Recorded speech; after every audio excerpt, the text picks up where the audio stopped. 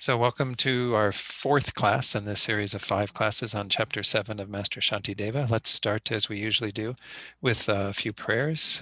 I'll pull those up on the screen. We're going to begin with the homage to Shakyamuni Buddha, which we'll do 3 times together. To the founder, the endowed transcendent destroyer, the one gone beyond, the foe destroyer, the completely perfected, fully awakened being, perfect in knowledge and in good conduct, Sugata, knower of the world, supreme guide of human beings to be tamed, teacher of gods and human beings, to you, the completely and fully awakened one, the endowed transcendent destroyer, the glorious conqueror, the subduer from the Shakya clan, I prostrate, make offerings, and go for refuge. To the founder, the endowed transcendent destroyer, the one gone beyond, the foe destroyer, the completely perfected, fully awakened being, perfect in knowledge and in good conduct, Sugata, knower of the world, supreme guide of human beings to be tamed, teacher of gods and human beings, to you, the completely and fully awakened one, the endowed transcendent destroyer, the glorious conqueror, the subduer from the Shakya clan, I prostrate, make offerings, and go for refuge. To the founder, the endowed transcendent destroyer, the one gone beyond, the foe destroyer, the completely perfected, fully awakened being, perfect in knowledge and in good conduct, Sugata, knower of the world, supreme guide of human beings to be tamed, teacher of gods and human beings, to you, the completely and fully awakened one, the endowed transcendent destroyer, the glorious conqueror, the subduer from the Shakya clan, I prostrate, make offerings, and go for refuge. Then we'll, go up a bit for the short mandala offering.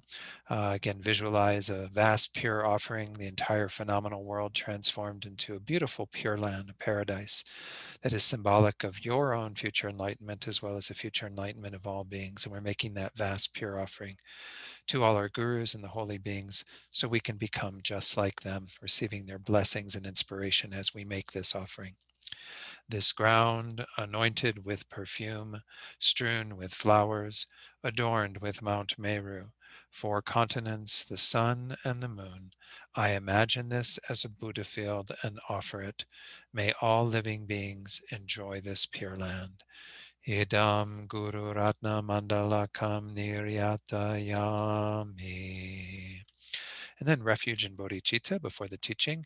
We'll do this first in English and then the next 2 times in Tibetan, bringing to mind the thought of refuge, finding safe direction, and the 3 jewels in the first 2 lines. And then the last 2 lines where we think about bodhicitta and our motivation for being here to engage in these teachings, being of that high caliber, wanting to become enlightened for the sake of all beings. So again, once in English, twice in Tibetan. I go for refuge until I am enlightened to the Buddha, the Dharma, and the Supreme Assembly. By the merits I create through listening to the Dharma, may I become a Buddha in order to benefit all sentient beings. Sangye chodang soki choknam la, jangchu bardu dakni kyabsu chi, daki chunyen gi pe sanam gi, Dola penchir sangye drupar shog. Sangye chadang soki choknam la. Jangchu bardu dakni kyabsu chi. Daki chunyen gi pe sanam gi. Dola penchir sangye drupar shog. All right, let's do a short meditation, give ourselves a chance to focus the mind a bit, and then to generate the best motivation for being here. So we'll spend just a few minutes in silent meditation on the breath. Again, I think all of you have a technique that you work with in regard to that, so use that for the next few minutes. And then I will lead you in, again, setting motivation for tonight in just a few minutes. So I'll begin the meditation now.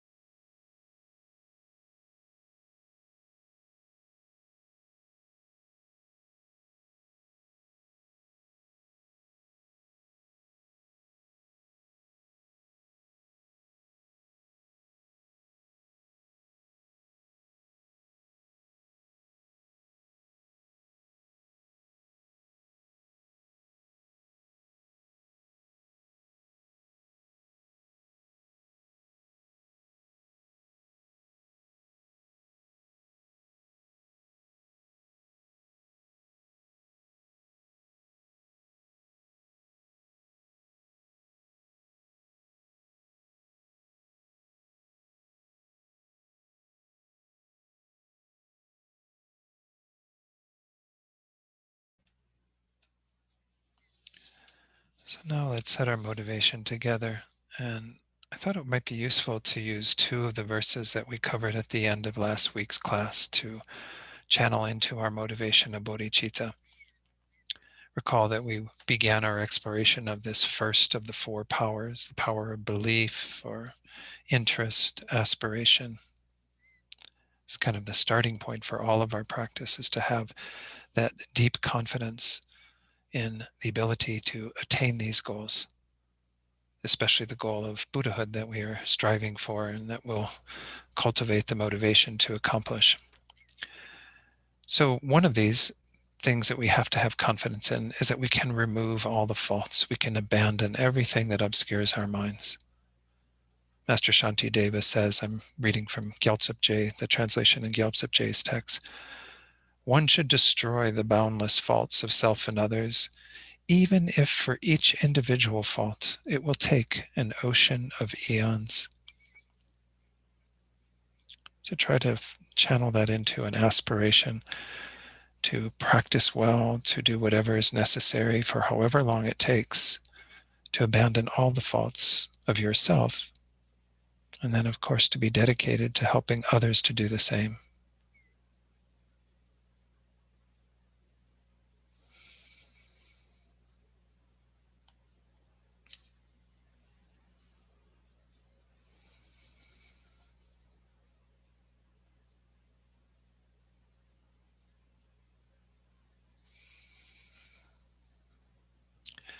And then the other action that we want to have this deep aspiration and belief in is developing qualities.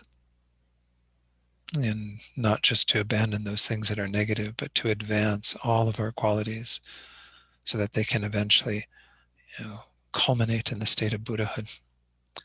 Here, Master Shantideva says, one should establish many qualities of self and others if one meditates for an ocean of eons for each individual quality, even if that's what it takes to meditate, to cultivate these qualities over many, many eons. We are committed to doing that. We have the interest in that, the belief in that, the aspiration to accomplish that. So just reflect on that as well, the companion thought, not just to remove faults, but to advance and develop the qualities that are necessary for both yourself and others.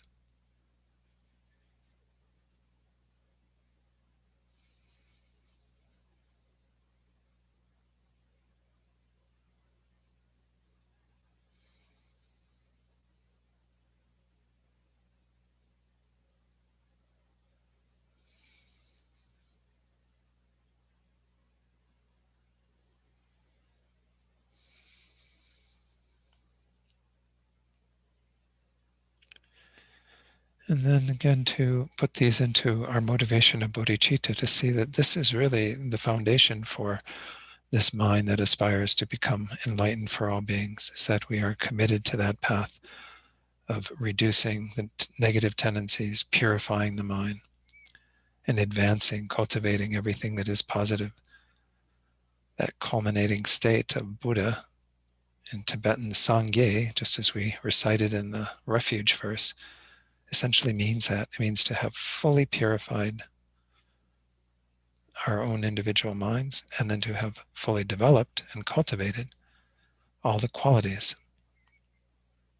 This is what we want to achieve ideally, is to advance our minds to that level, not just for our own welfare, though we will benefit from that, but for the welfare of all sentient beings, so we can be the guide that helps them to do this same work.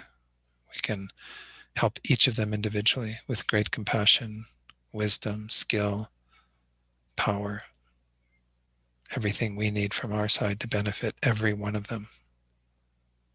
All we need to do is turn our minds towards this goal, complete enlightenment of ourselves, so we can then lead all beings to that same state. I think that it's for this reason that you're here engaging in these teachings tonight.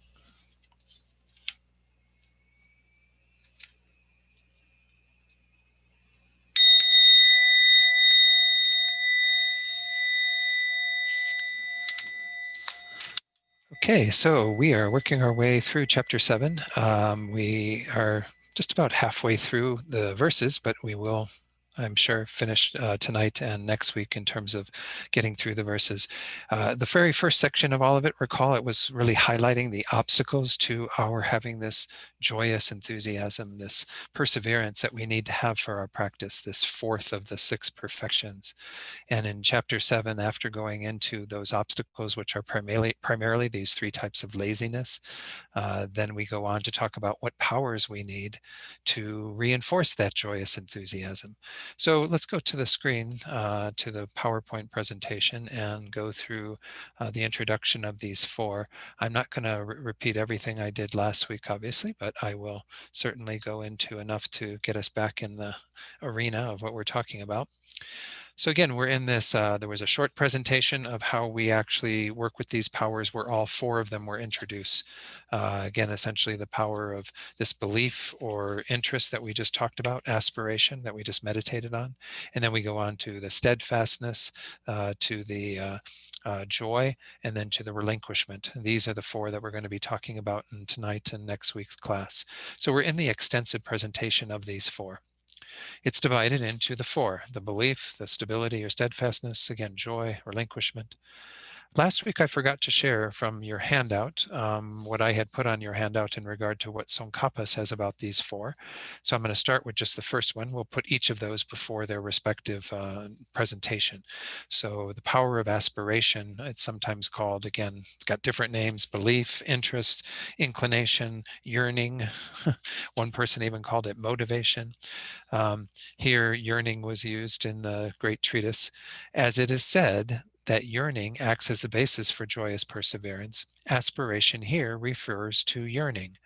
The way to develop aspiration is to meditate on how pleasant and unpleasant effects arise from virtuous and non-virtuous karma, respectively. So this is the gist of our meditation, to get our belief, our aspiration very grounded, is to have that confidence in the law of cause and effect, so that then we recognize that if we put energy into the causes to remove our negative tendencies, our faults, as we meditated on in the meditation tonight, then we can do that. If we put effort into creating the causes and conditions to develop our positive qualities, we can also accomplish that. So this becomes the basis for our yearning, our moving in the direction of enlightenment, our interest, and so on.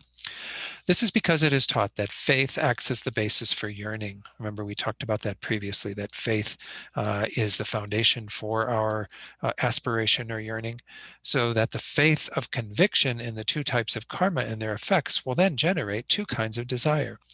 One, to eliminate non-virtuous karma, and secondly, to adopt virtuous karma. In other words, again, to remove the negative, to advance the positive. Furthermore, you consider karma and its effects in general, and in particular, the causality underlying the benefits of the bodhisattva deeds and the faults of violating them. So a particular thing that the bodhisattvas meditate on is how it's so important that we engage in the bodhisattva deeds, the 6 perfections, the 4 means of gathering disciples, and so on. And if we violate our vows of the bodhisattva deeds, then we will be developing obstacles to our progress. So again, that's another kind of way that we generate confidence in the Mahayana in terms of karma. Once you aspire to the Mahayana, you enter its door through a commitment to clear away all faults and achieve all good qualities for yourself and others.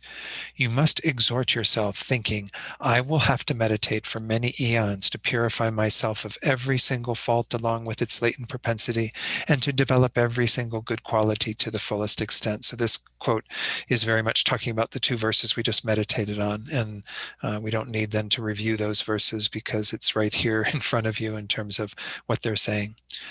Yet, and this was what Shantideva did after each of those respective verses, was say, yet, since I have not even a fraction of the joyous perseverance needed to clear away faults or accomplish good qualities, I have pointlessly wasted my leisure. This leisure of this human existence, I have wasted it to some degree because I haven't built up that strong level of enthusiasm for my practice.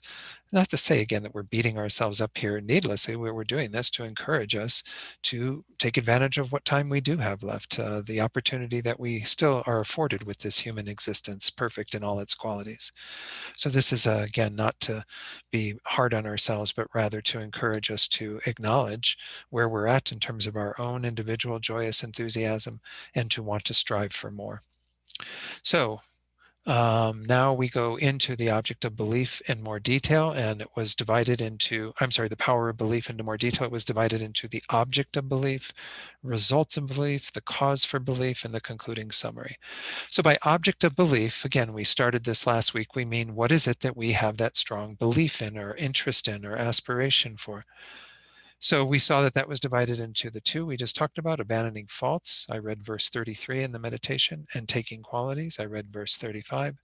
Now we get into analyzing what one has done and what one has not done. So this is towards the bottom of page 17 in terms of the verses, but Gyaltsab Je's commentary starts on page 18. So let's first look at the verses in the translation that we're using. Verse 37, Shantideva says, I have not made offerings to the Bhagawan. I have not given the pleasure of great festivals. I have not performed actions for the teachings. I have not fulfilled the wishes of the poor. I have not granted fearlessness to the frightened, and I have not given happiness to the wretched. All I have given rise to are the agonies in the mother's womb and suffering.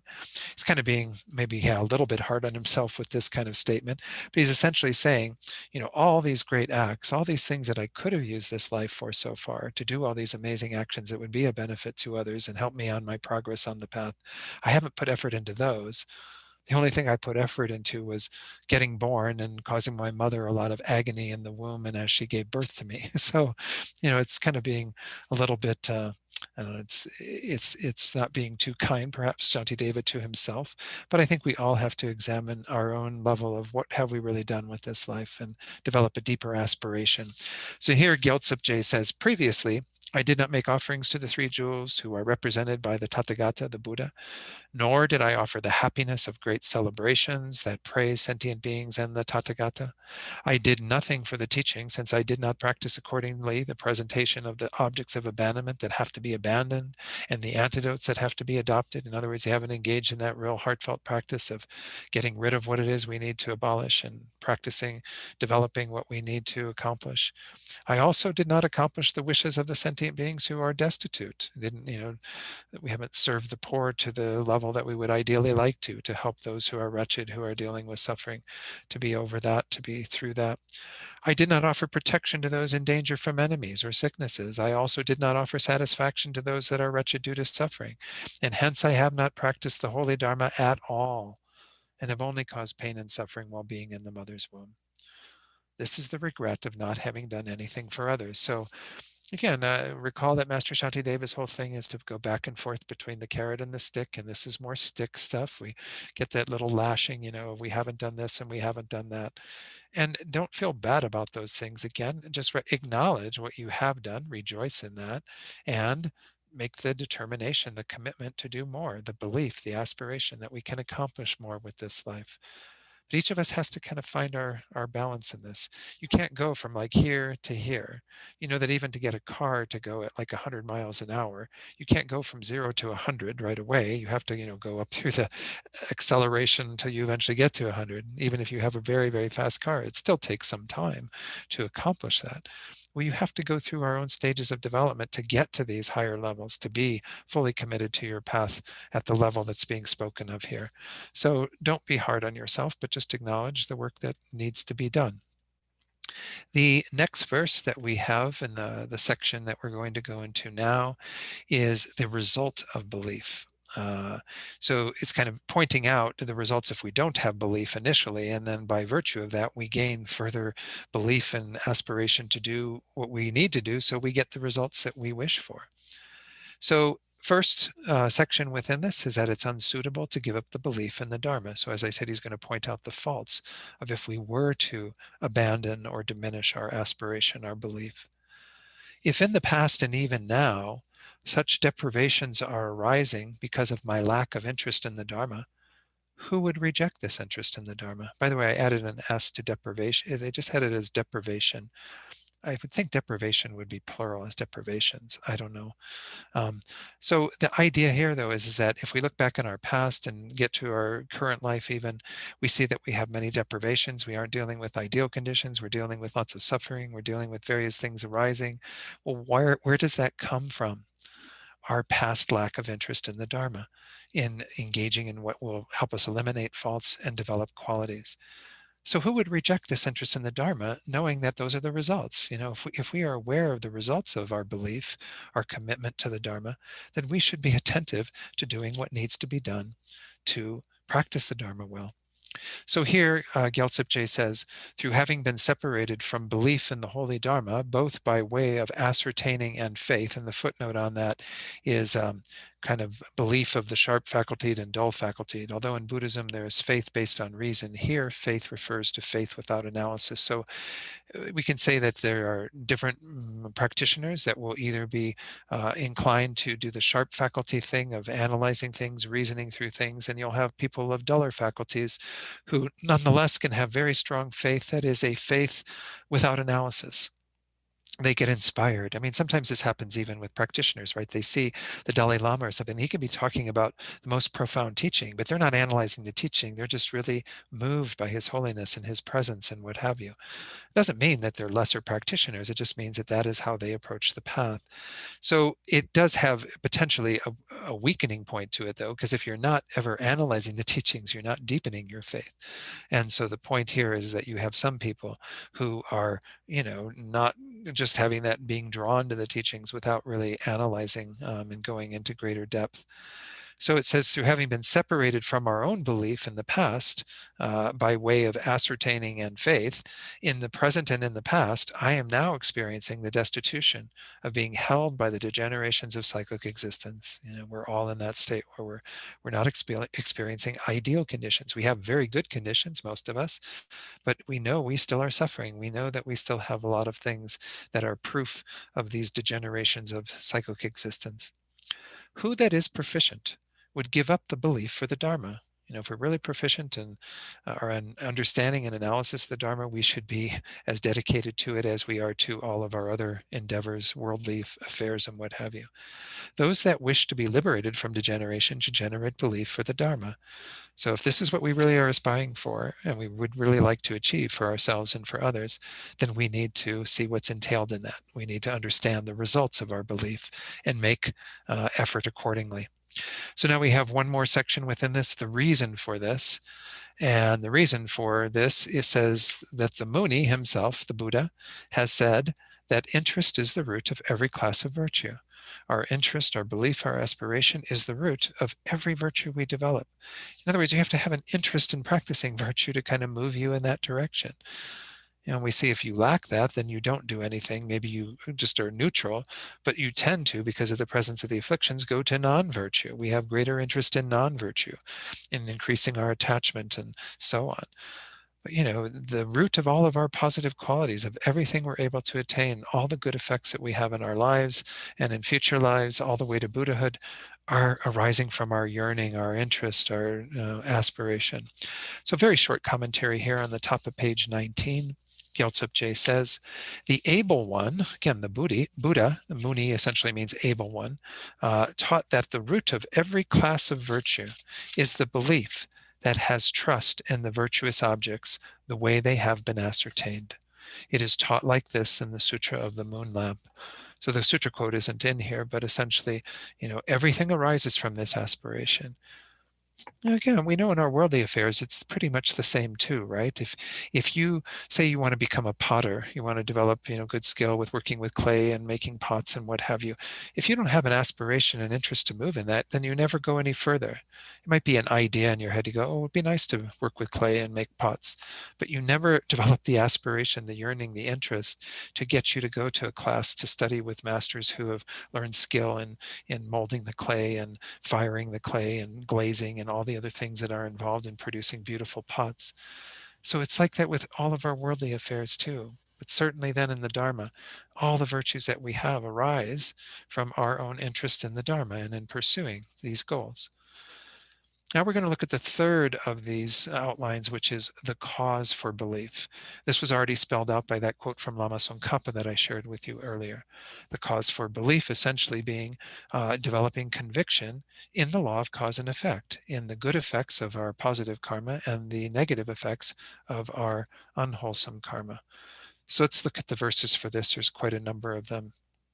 The very first, which is just 2 lines, the last 2 lines of verse 40, is showing the cause for belief. And then we go on to explaining the cause of belief.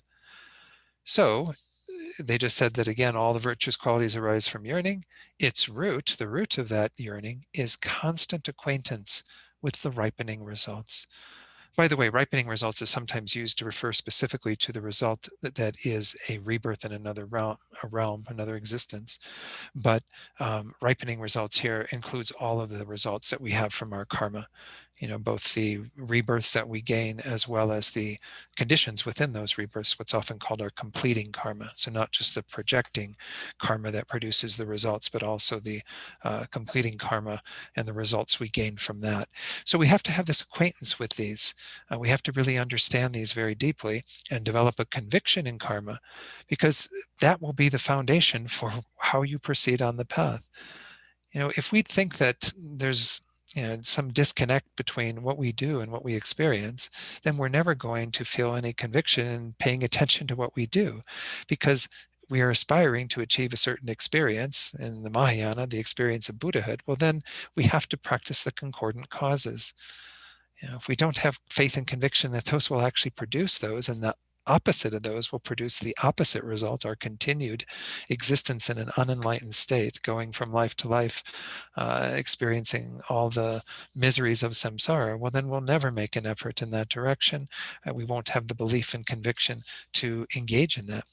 So here, page 19, Gyaltsab Je says, the root of belief or aspiration, this first power, in turn, is to meditate on belief in the virtuous and non-virtuous karmas and their ripening results.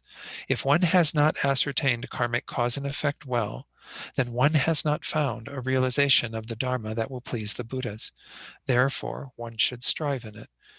So we can't emphasize enough, the need to pay attention to the teachings on karma. I remember in the module for karma and discovering Buddhism, module 6, there's a video that goes with it with Venerable Dundrup, wonderful monk from Australia. He teaches on that module, or is one of the teachers. And he said in his estimation, the teachings on karma are the most important teaching of the Buddha.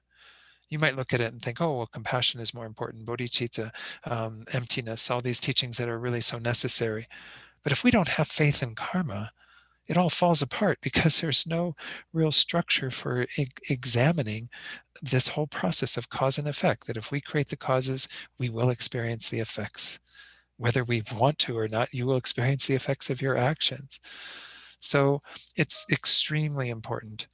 Goes on to the next part of Gyaltsab Je, says, the fact that some who say they have ascertained emptiness, then disregard karmic cause and effect, invalidates their understanding of emptiness. So if anyone says, oh, things are empty, you don't have to pay attention to cause and effect because everything's empty, well, that's a total antithesis of what emptiness means. Emptiness means that things arise on the basis of their causes and conditions, as well as other factors. Well, that's complementary to karma, because karma is about causes and conditions, things arising on the basis of what we have done in the past, the experiences that we then have. So that is totally upheld within emptiness. Emptiness means that things don't have an independent existence, whereas karma is all about a dependent existence. Everything depends upon its causes and conditions. So our state of samsara depends upon causes and conditions. Our attainment of the freedom of nirvana depends upon causes and conditions. Our attainment of enlightenment depends upon causes and conditions. It's all upheld within the view of emptiness. All these phenomena are empty, have no independent existence, because they have dependent existence. So again, we'll be talking more about emptiness when we get to chapter 9, but it was an interesting little comment that Gyaltsab Je throws in here and says, don't think that because you know what emptiness is, that then you can disregard karma, because it's the exact opposite. If you truly know what emptiness is, then karma is to be embraced, because it is totally within what emptiness means. Go on then to this more detailed explanation of the cause of belief. This is divided into 3 parts. The first one, contemplating mixed karmic cause and effect. Then we're going to look at contemplating singular white karma cause and effect, and then black karmic cause and effect. Again, white and black are used here in a traditional way. I always try to point out these days that it's not meant to, this is just what we do culturally and what was done in Tibet as well, to point out white being positive, black being negative, but please, don't take anything more from that. It's not meant to be any kind of um, comment on people, races, what have you. I mean, this is unfortunate that we do that, but we've gotten to that place in our culture where we often use white as something pure and positive and black as something that's impure and negative. And so I might even use, and when I talk about it tonight, just simply negative and positive. Okay. So the very first outline, we're kind of talking about both when we say mix. Both virtuous and non-virtuous karma are discussed in this. And we even talk about a particular action where somebody might have a positive, virtuous motivation, but the action is negative. That'll be in verse 43. But let's look at the first two verses in this section, 41 and 42 first. Suffering, mental unhappiness, the various kinds of fear, as well as separation from what is desired, will arise from negative deeds. So these are all the negative results that we get from negative deeds. It's just kind of spelling it out. This is what happens when you engage in unskillful karma, non-virtuous karma. By performing virtues intended in the mind, wherever I go, due to those merits, there I shall be honored with the excellences that are their results. So it's kind of pointing out that this is the way it follows. This is essentially that very first principle of karma, which is that karma is certain, definite, that if you engage in what is wholesome, it will bring about a result of pleasure, happiness, an experience that is positive. If you engage in what is unwholesome, you will most definitely have a result that is suffering, that is pain, that is unpleasant, that is negative. It's just the way that it works. Just like if you plant a avocado seed, you get an avocado tree from it, given that all the conditions are there for it to ripen. And if you plant a, apple seed, you get an apple tree from it. There's a definiteness to that. Karma is exactly the same. So here, Gyaltsep J at the bottom of page 19 says, because the physical sufferings of migrators, their mental feelings of unhappiness, the different horrors of human and non-human existences, as well as separation from the objects of one's wishes, such as friends, relatives, wealth, and so forth, all these will arise from the cause of negative behavior. One should strive in abandoning negativity. So if we have any interest in our future experiences, or even the ones that we're having presently, we should be engaging in virtuous karma, or abandoning the negative karma and engaging in its opposite. Because if we are concerned about suffering, then that's the answer to it. Stop creating negative karma, folks. If you stop doing that, you're going to stop creating the causes for your own future suffering, mentally, physically, whatever. On the top of page 20, continuing with the commentary on that second verse, he says, having created the virtue one intended to do in one's mind, motivated by the mind of abandoning, whichever birthplace one then migrates to, there one will, through these merits, be honored by the resulting qualities of the ripening result, that you will actually have that ripen into good experiences. So this is why understanding, knowing, having belief in, confidence in the law of karma is so important, because it spells out exactly how to get what we want and to avoid what we don't want.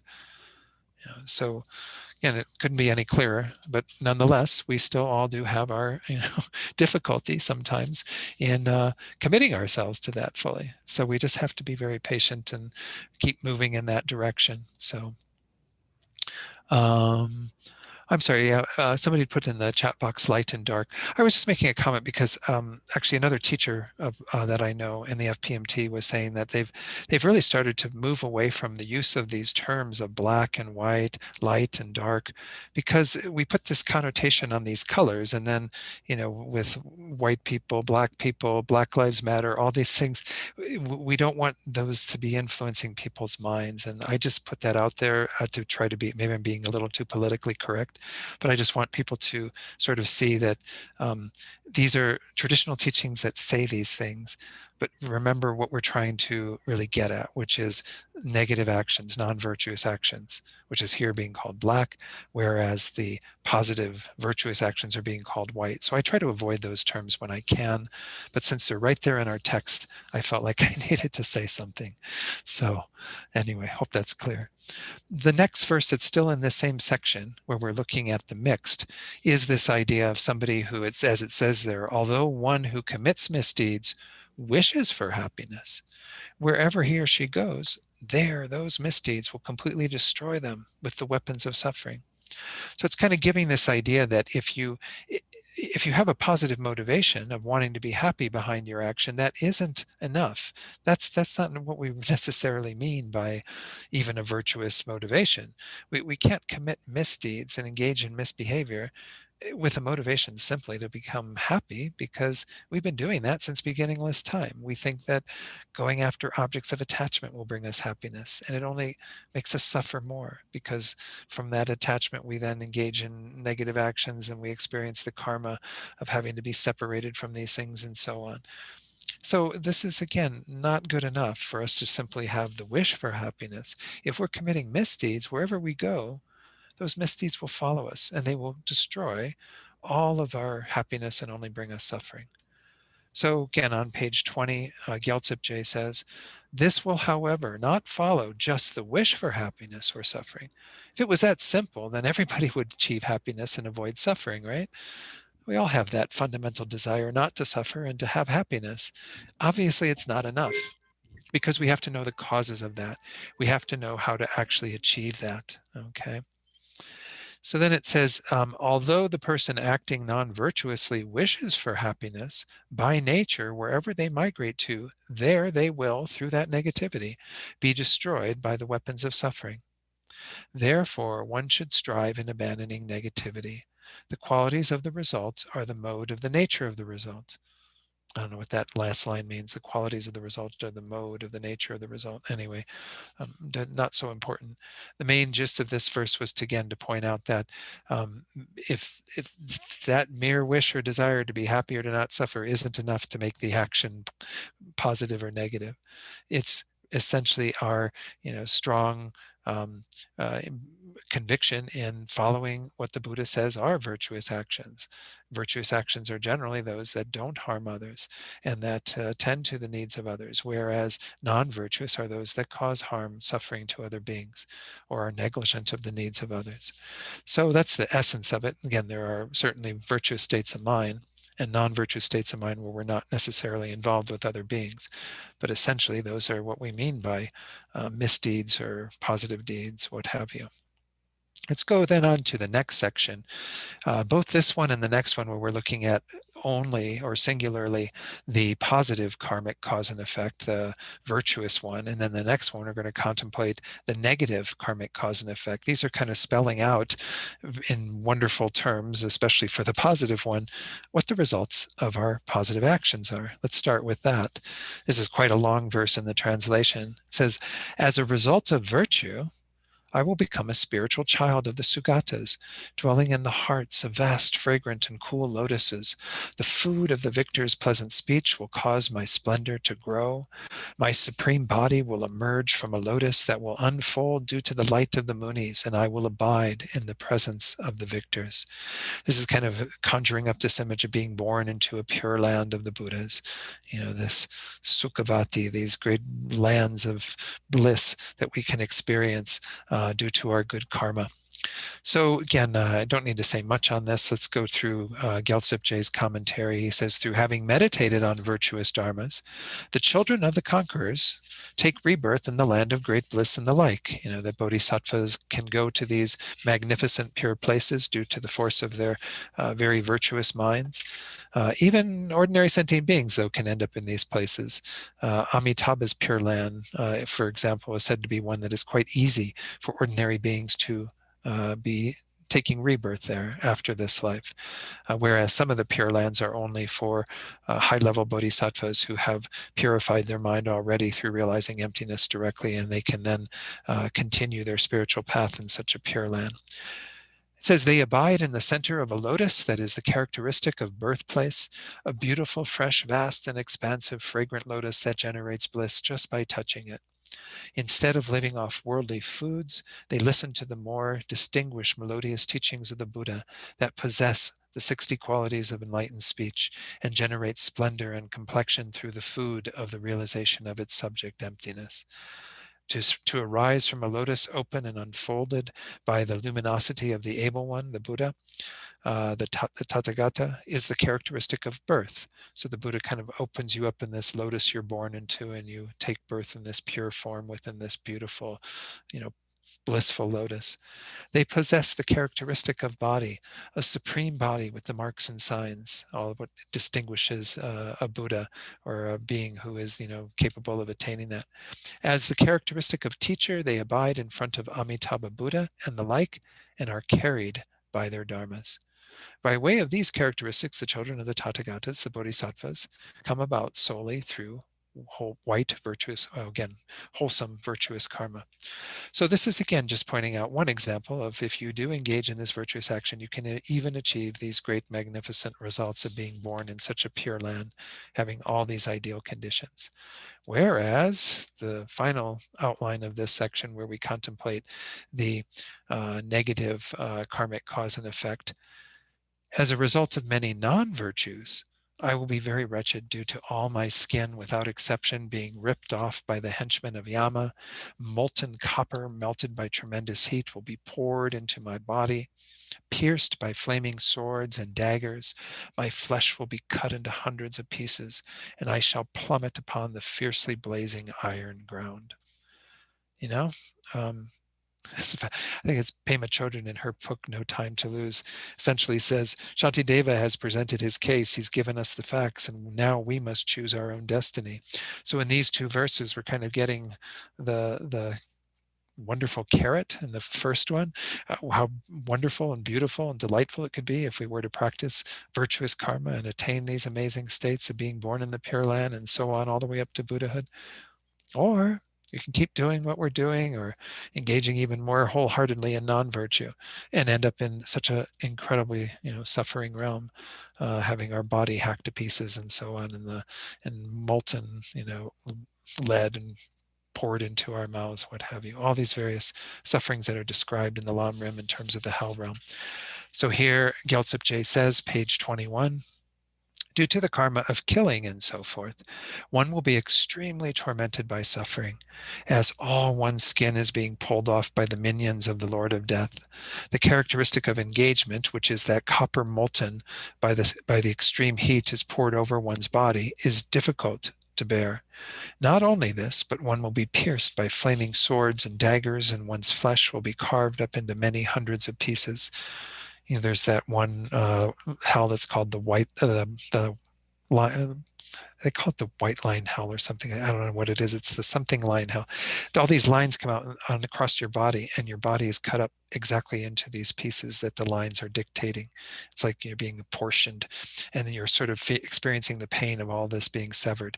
Then the body comes back together again, and you're chopped up according to the lines once more. These are the types of experiences that are being described in the traditional teachings around these hell realms. So the experience of being tormented by the characteristic of place, which means that one falls onto the blazing iron grounds, comes about through the many non-virtuous karmas, such as the immediate karmas, the karma of abandoning dharma and the like. The immediate karmas are those that cause you to go your very next rebirth into one of these extreme suffering states.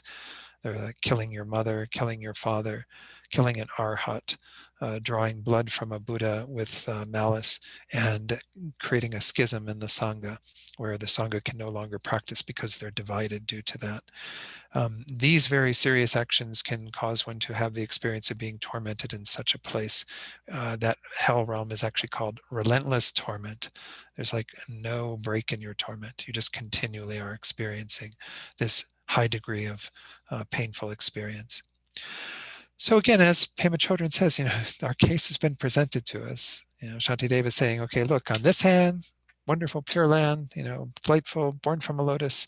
This land, burning, blazing ground, tormented, swords, daggers, all this, horrible, horrific stuff. It's our choice. It's our choice what we want to do. But if we have, again, the context of this was to recognize that this is the basis for our yearning, is that if we really have conviction in this, then we will become so meticulous in paying attention to our actions and doing everything that we can to create virtue and to abandon non-virtue. So the summation of all of this comes in this last bit, last 2 lines of this section, which are the first 2 lines of verse 46. Shantideva says, "Therefore, I should be interested in virtue, and with great respect acquaint myself with it." So again, this is Shantideva, as he said at the beginning of the text, writing for himself, but hopefully we come to the same conclusion, that we recognize that this is what we need to do.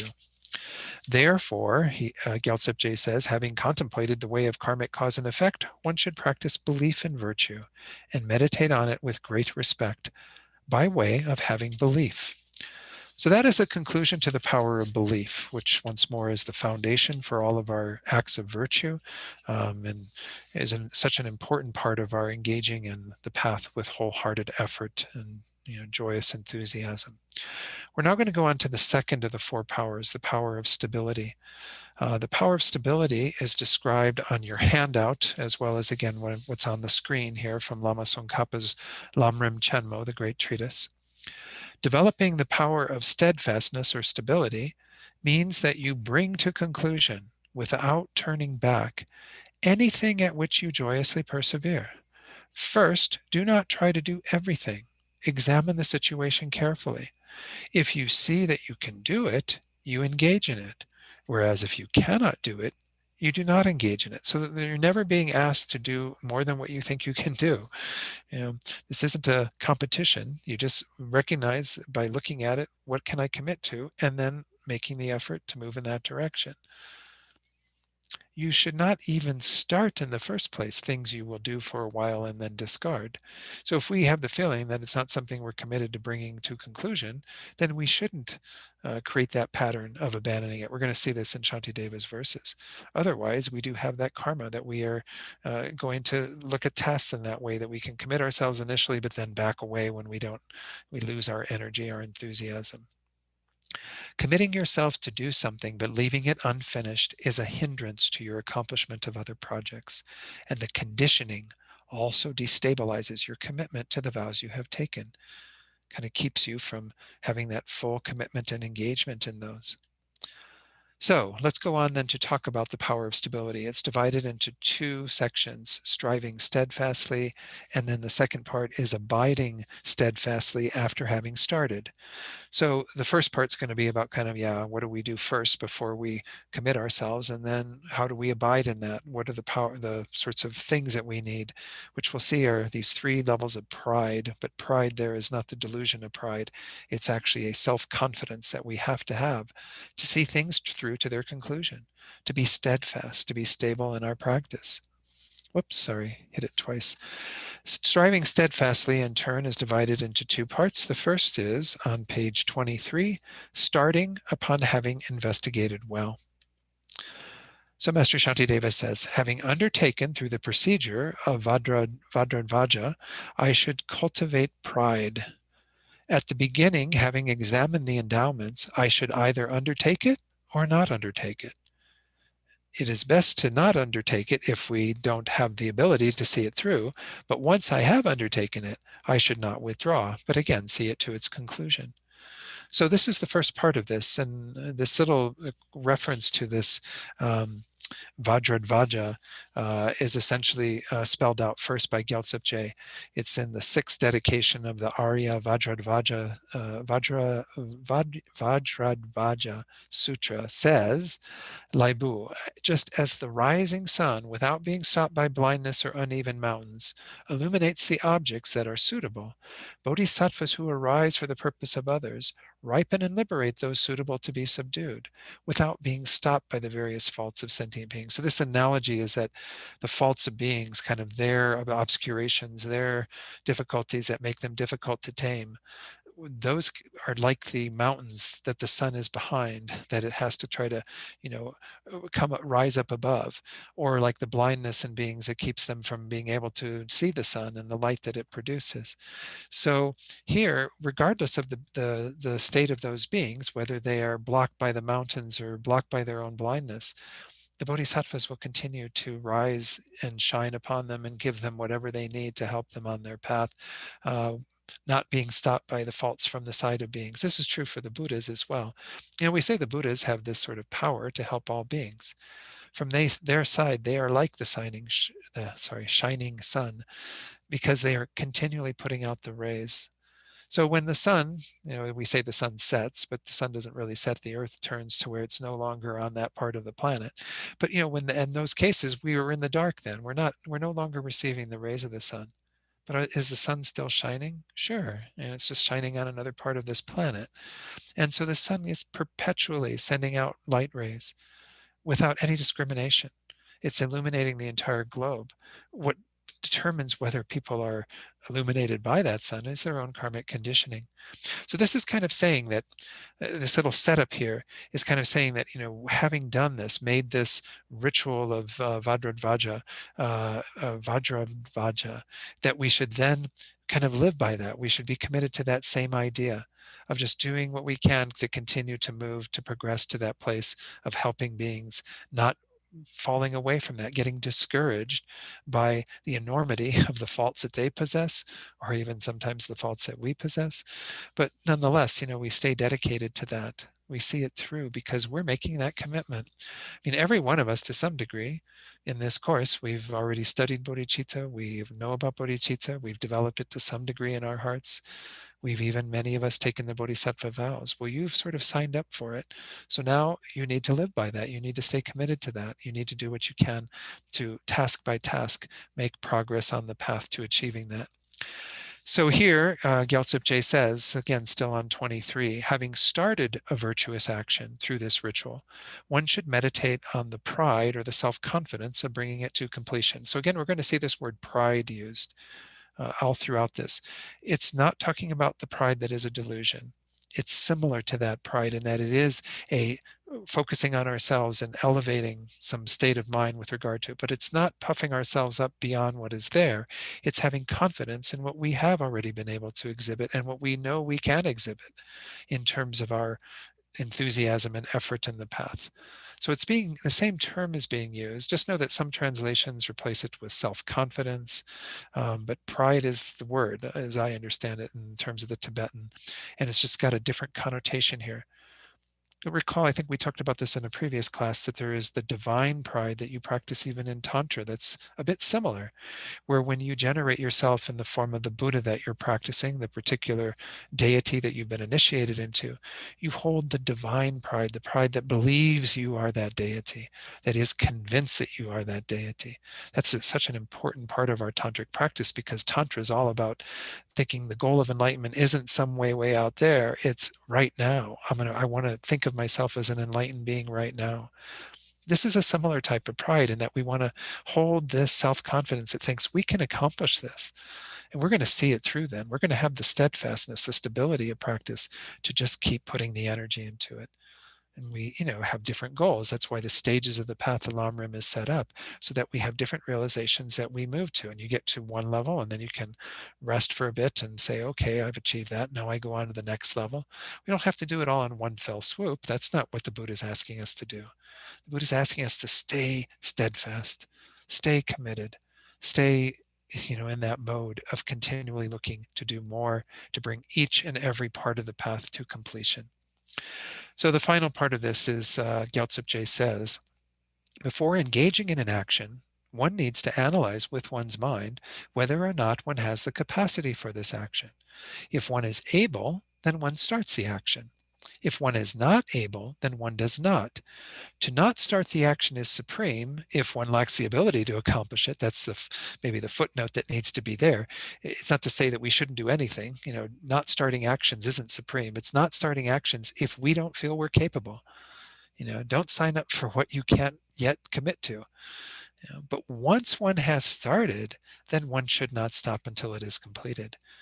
That's why they say that, sharp facultied bodhisattvas, we talked about that term just a little while ago, they actually do all of the research into understanding how you can attain the state of enlightenment, to actually be very clear about the meaning of emptiness, so that they know that there is a means, a mechanism by which enlightenment can be attained.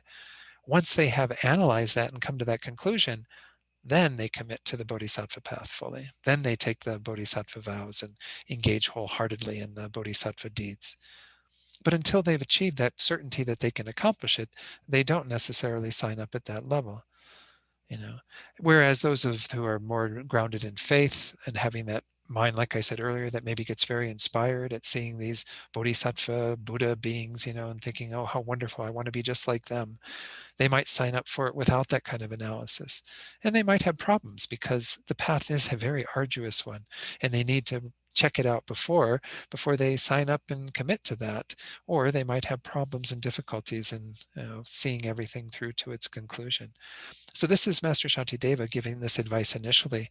Check up well, study well, look at all of this, and then, make your commitment. And those of you who've made the commitment, perhaps without that, don't beat yourself up, but recognize that you need to continue to engage in that type of analysis and reassuring your confidence in the path and all of the stages that can be developed and so on.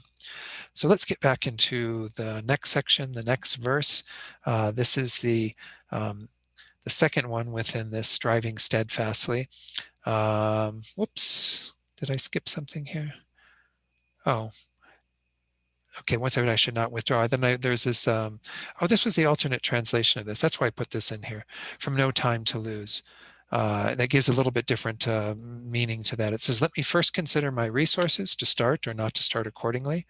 For it is better not to start at all than to begin and then retrace my steps.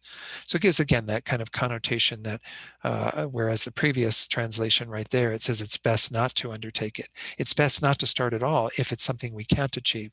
But once we have, then commit to it fully rather than stopping and retracing your steps, going back to the beginning.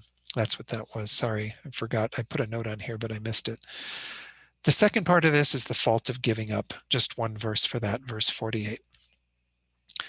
The faults are, I will familiarize with that in other rebirths. In other words, I will continue to not see things through to their conclusion, not be steadfast. Negativities and sufferings will increase.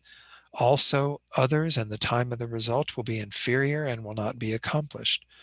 So let's look at what Abbot Dr. Gyaltsen says on this, which are on the next few slides. I like the translation from that text better, so that's why I sometimes put these in the slides.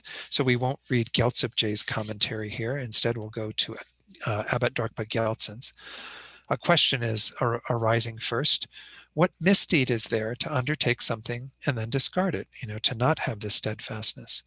The response is, due to the results similar to the cause of that created previously, I will also discard what is undertaken and familiarize with that in other rebirths. In other words, the result similar to the cause of behavior is that we keep doing the same thing again and again.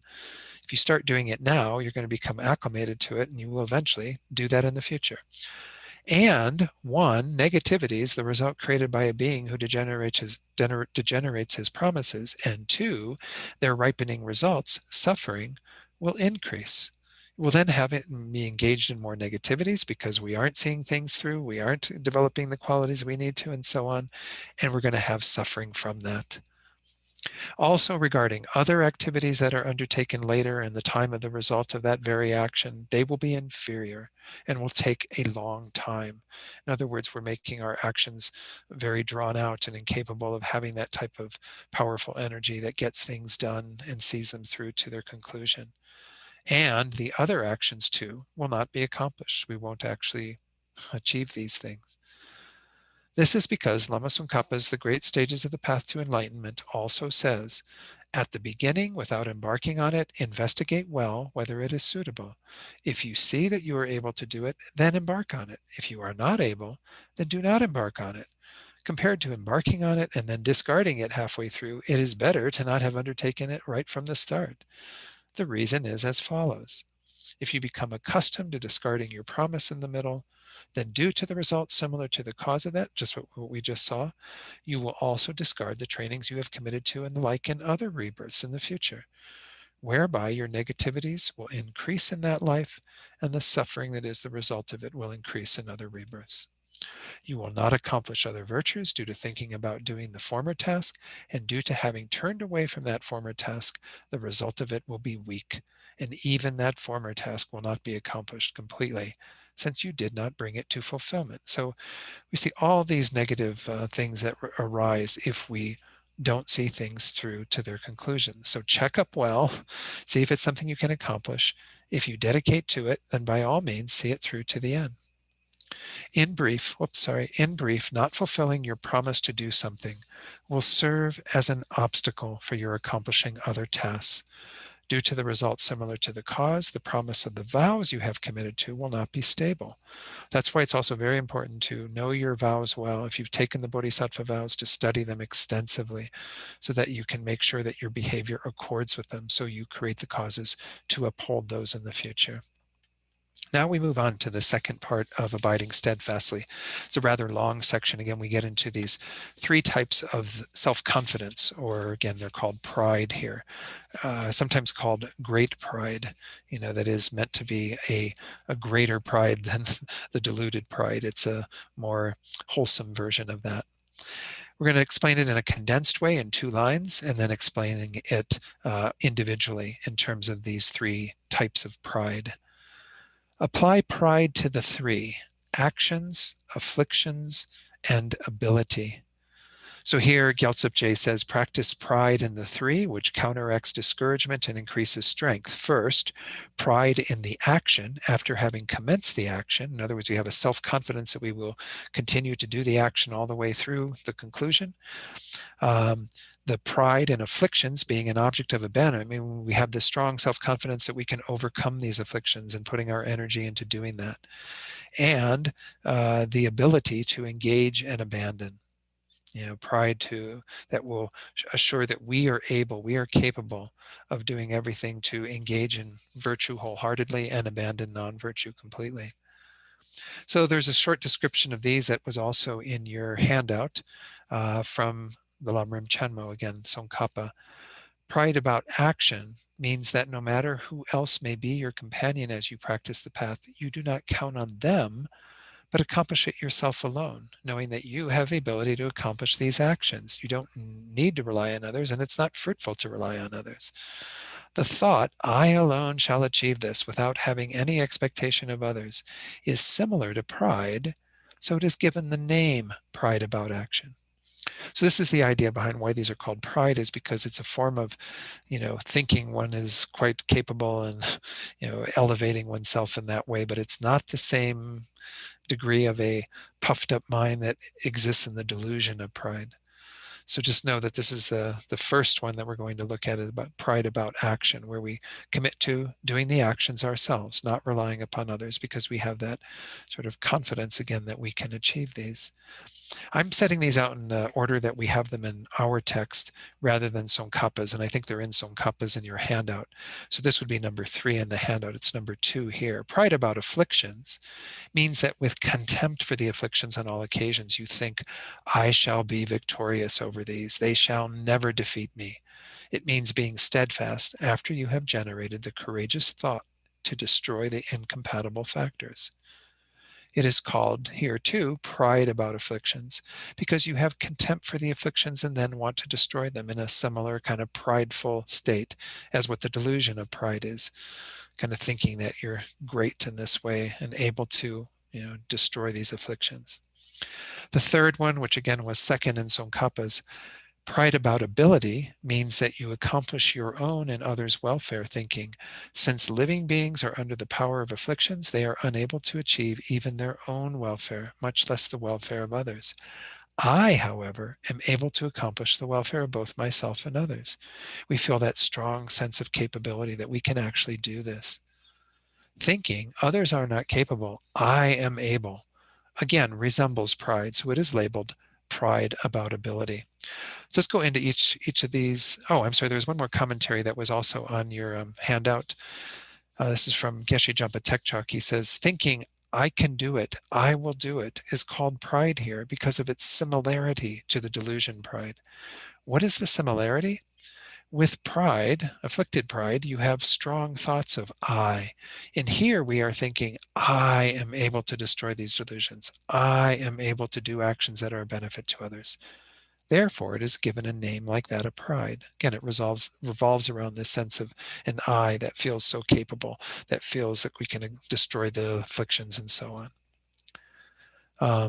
Thinking I am so beautiful and so on, thinking that for that reason we are really great and far better than others, is deluded pride, afflicted pride. It is not the pride that was mentioned above. Here the mind is boastful due to delusion and is tormented and destroyed by delusion, whereas great pride does not go under the control of the enemy. Again, we're going to call it great pride for our discussion so that we distinguish it from afflicted pride. And even in some of the verses I've inserted in brackets what each of them are, because we have pride mentioned sometimes 3 or 4 times in a verse. So let's look at the more extensive explanation of this. First, the pride of action. Pride of action is first explained in terms of identifying what it is. Thinking I alone shall do it is the pride of action. Gyaltsab says, seeing that others could do the action as well, one thinks, however, I shall do this alone. The strength of mind one generated here is the pride in action. So we have that kind of, again, strong self-confidence that we can actually accomplish that, do that. The reason for practicing it now is set out in verse 50. Afflicted, powerless beings in this world are unable to accomplish their own welfare. Migrating beings are not able like me, therefore I shall do this. So we see it kind of has a flavor of pride because we're thinking we're so much more capable of doing all these actions than others are. But it's not that we're really feeling superior to them, it's that we are going to do it regardless of what they are doing. We're not going to depend upon them. We're not going to need them. We will be feeling that sense of capability ourselves. So here Gyaltsab says on page 25, one needs to achieve the works of sentient beings by oneself, independently from others, because these worldly beings, which have no control due to their afflictions, cannot achieve even their own purpose. And when we look at the world around us, again, most beings don't have any inclination towards this path, a desire to achieve these great things. So, our reliance upon them to do these things, even if we could rely upon them to, accomplish these great deeds and actions, is going to be fruitless. We have to have that confidence, that strength that says we will do this. We will have that steadfastness, that stability in our practice. Hence, migrators cannot strive in virtue for the purpose of others like one can, like you yourself can. And even if one were to rely on them, it would be useless. Therefore, think, I have to do the actions for the benefit of others, all by myself.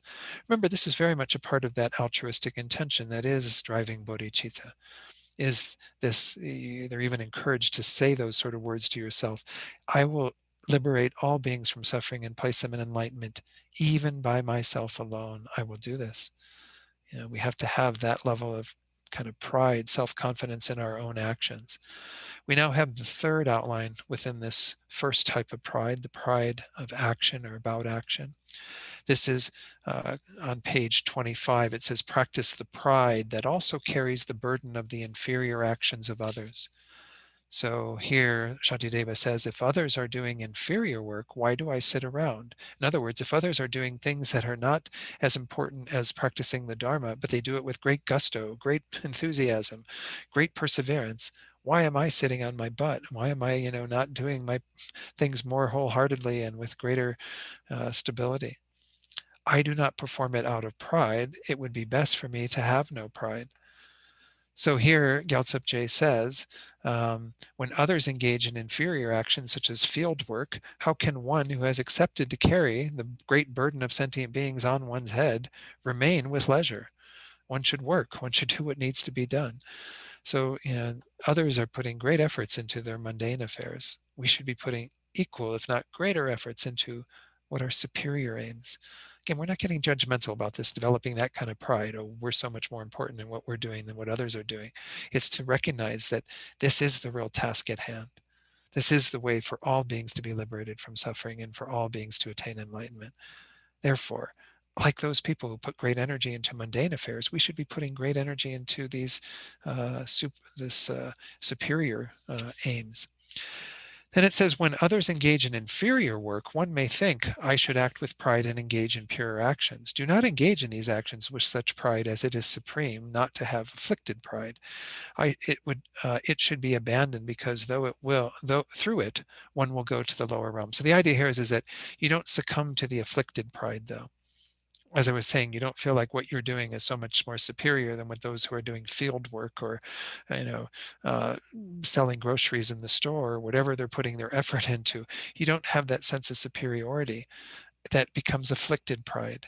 You put the pride into it that is what we're talking about here, a wholesome pride, the great pride that has the self-confidence that knows that we can accomplish these actions, even by ourself alone, fully committed to attaining enlightenment. Now we look at the second of the three, which is pride and ability. Quite a few verses for this, so let's see if we can get through this tonight. First is the fault of not having pride in one's ability. And there's an interesting little analogy for this. When encountering a dead snake, even crows will act as though they are Garudas, or one translation had eagles. Garudas are essentially these mythical birds, bird-like beast, that is the enemy of the Nagas, Nagas being snakes here. So Garudas are very capable against a snake or a Naga, whereas crows, if it's a dead snake, they can become very courageous, right? Or a dying snake even. Then they act like Garudas, because there's not much to fear from that. So if I am weak, and one translation or one commentary means, if I am weak like the dead snake, I shall be harmed by even a small downfall. Even a crow that is a minor downfall will be able to, attack me, because, crows can be just like Garudas. There's no difference if my force of effort and practice is weak. So again, this all has to do with our pride in our ability, and our putting that capability into our effort in terms of our practices and so on. The analogy also works the other way, though. I found this kind of interesting. Geshe Jampa Tech Chalk says, oh no, that's the one that I just said. Oh no, that's right. He says crows. He says we should also have similar pride of action, because crows, and like behaving like Garudas with great force of antidotes, we want to do the same thing. We don't want to be like the crow that only engages with great effort, or with any effort, when things are really easy, when it's a dead snake. Dead snakes are really easy to overcome, right? You don't have to be afraid of them or anything. Whereas a living snake that could be poisonous and harmful to you, you have to take great effort in order to overcome it. So we don't want to treat everything we do like it's a dead snake, and we never really engage in anything that's greater than that. We don't develop the Garuda-like courage. Rather, we always are at the crow-like, So you could take the analogy either way. I think more people in the commentaries I saw refer to it in the first way, that you don't want to be like the dead snake. You don't want to have that kind of low energy that can be overcome by anything. Can be overcome by the crows, much less the Garudas, the stronger afflictions, whereas the crows are the lesser afflictions. So here on page 26, Gyaltsep Je says, one should generate the force of the antidote to destroy the afflictions, because even crows act like Garudas when they meet with a dead snake. Similarly, if one's antidotes are weak, then even small downfalls will harm the path with obstruction. So he seems to be reading it in that way, that even something that's as weak as a crow will be able to overcome you, because you're like the dead snake. When one is destitute due to having given up the striving for the purpose of self and others due to discouragement, then how can one be liberated? Being destroyed by laziness, one's actions of body and mind degenerate. So that was referring to the last two verses of that. Let's put those on the screen again. After the analogy, if I am weak, I shall be harmed by even a small downfall. If I'm really weak in my striving towards the purpose of both others and myself in my path to enlightenment, then I'll be harmed by even a small downfall. I won't have the great force to, defend myself when the afflictions attack, when I have these states of mind that I could succumb to.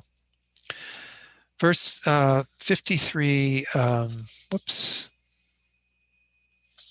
Oh, I'm sorry. There was a second part to that. I didn't read all of that. How do the faint-hearted who have given up exerting themselves find liberation from destitution? So that was also covered by that commentary that I read. If we're faint-hearted, if we don't have that great strength and stability in our practice, we'll give up exerting ourselves and we'll never attain liberation from our own destitution or this unenlightened state that we are in. Maybe I don't need to say more about that. The second outline is the benefits of being proud, page 26. The first part of this is verse 53, last two lines. By generating pride and exertion, even the great will find it hard to overcome me. Therefore, with a steady mind, I shall overcome the downfalls.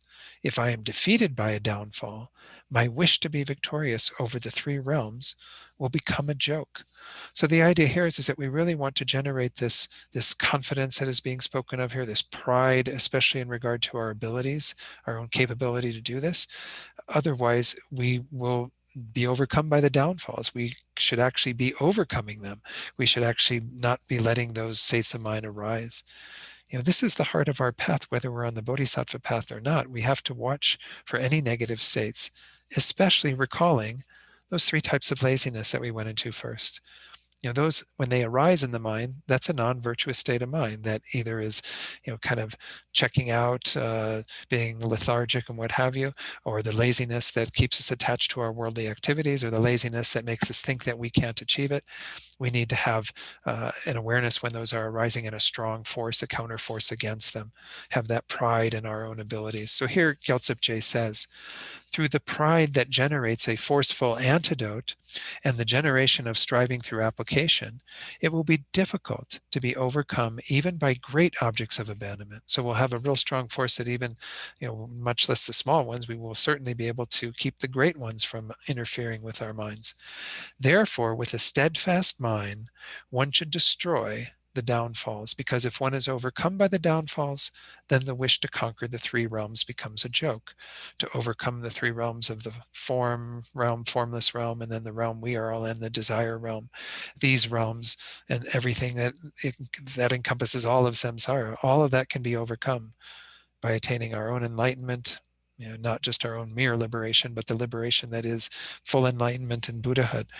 We can overcome all of that. But if we're succumbing to the delusions, then it's a joke. We're not really accomplishing what we need to accomplish. Let's continue on, carry on just a little bit longer so I can make it maybe through this section. The next section that's here is called Abiding on the Pride that is the antidote. Again, this great pride. I will conquer everything, and nothing at all shall conquer me.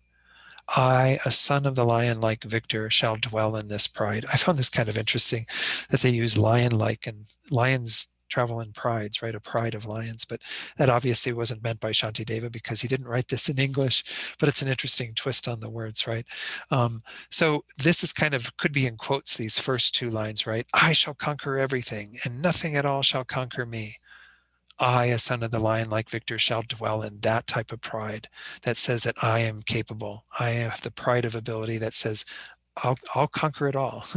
I will become the victor over everything. That's actually another term for the Buddhas, is the victors, the victorious ones.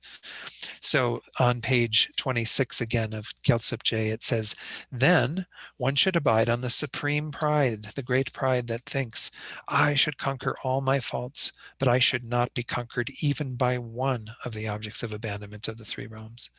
They do say that the delusions are kind of connected, not all of them, but many of them with these different realms, because in some realms you don't have certain delusions, like you don't have anger in the form or formless realm. But you do have some level of attachment in all of those. So you have different levels of afflictions that can be present in any one of those existences. If you're born in the desire, form, or formless realm, you can still have a manifestation of those. So wherever it's coming, you will have the steadfast mind that knows it can overcome it. It can conquer it. It won't succumb to it. Then the fourth section that we are looking at in regard to this pride of ability, or about our abilities, is it is unsuitable to generate afflicted pride. This is kind of warning us that we shouldn't, don't let it become afflicted pride. Don't let it become this puffing up of the mind. This is divided in turn into three parts. The first one is where we disparage afflicted pride. We kind of recognize what it is and put it down. We see the faults of pride, and then we go on to come to the conclusion that it is suitable to abandon pride. So verse 56 says, any migrating being is destroyed by afflicted pride. Again, I put these in brackets here because pride was in this, 4 times in this verse. Any migrating being is destroyed by afflicted pride. Afflicted, he has no great pride. Those with great pride do not succumb to the power of the enemy. They have come under the power of the enemy of afflicted pride. The exact opposite of afflicted pride. This great pride is the enemy of it. It is the self-confidence that can demolish our pride, that when pride is arising, we can quickly see it and not succumb to it, overcome it. So this is the exact opposite of pride, actually. It's the enemy of the afflicted pride, this great pride that we're referring to here. So here on page 27, Gyaltsab says, any migrator that is destroyed and overcome by the afflicted pride here, that is a puffed up mind. That's how they describe it in the traditional text. And I didn't put the slides on for this. You can find it in your homework, a little analysis of pride according to the minds and mental factors, that type of presentation. I just felt it was maybe too much material to add in here for tonight in particular. But you can read about pride and see the nature of it. It's always called a puffed up mind. It's beyond what is actually there. Whereas this great pride has the confidence in what actually is there, in our abilities, in our capability of overcoming these delusions. So that person who's overcome by the pride is controlled by the afflictions and not a person possessing great pride. Those possessing pride are suitable not to fall under the control of the enemy, this great pride. If you actually have that great pride, you don't come under the control of afflicted pride or any other enemy. But the migrators with a puffed up mind, this afflicted pride, fall under the control of the enemy of the affliction of pride. That was a strange one. I might have to rewrite that.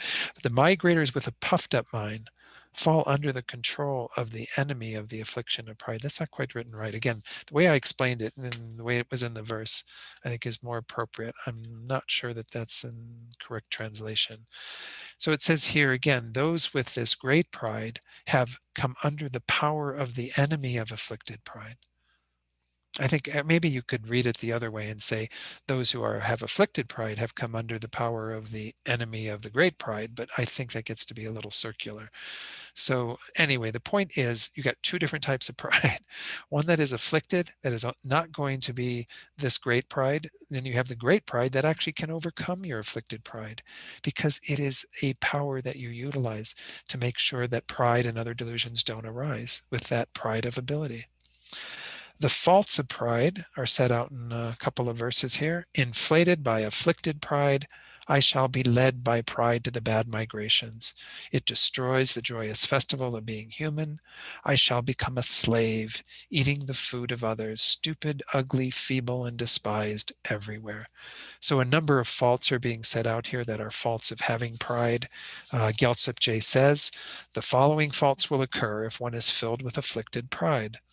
One will be led by pride, by that pride to the lower realms, lower migrations. Even if one is reborn as a human, if you get a good rebirth, it destroys the joys of being human, such as having mental happiness and so on. We'll always be under the control of that type of mind of comparing ourselves to others, judging ourselves against others, feeling others are superior to us, but then feeling we're superior to them, even though they are superior to us, all this type of stuff that pride does. One will live as a beggar without food.